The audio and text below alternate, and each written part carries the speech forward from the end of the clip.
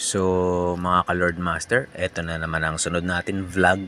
Nandito ako sa taas ng tinatambayan ko lagi pag namamasyal ako sa araw-araw.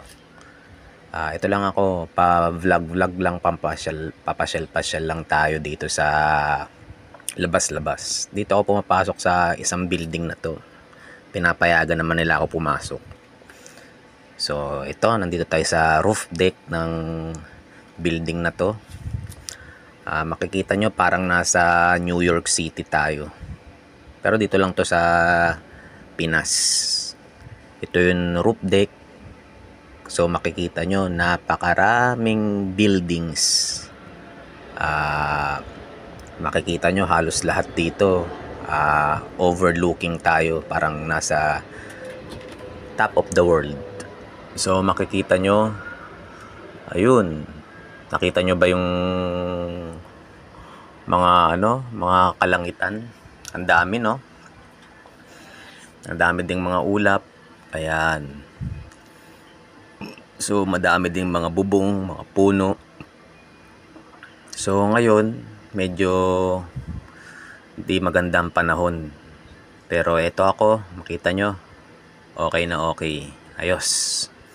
So let's continue. Makikita nyo sa bandang dulo yung napakaraming building. Yan, zoom in ko. Isa sa mga building na yan, nandyan si Pain dun sa Naruto. Nasa siya, Hidden Rain Village. Nakaupo dun sa tuktok ng mga building. Tapos alam mo yun, yung umuulan. So ayan, medyo paggabi na rin, kaya ganyan din yung langit.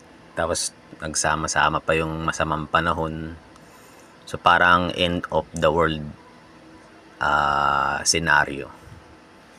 So ayan, makikita nyo rin dyan yung mga ibon na lumilipad.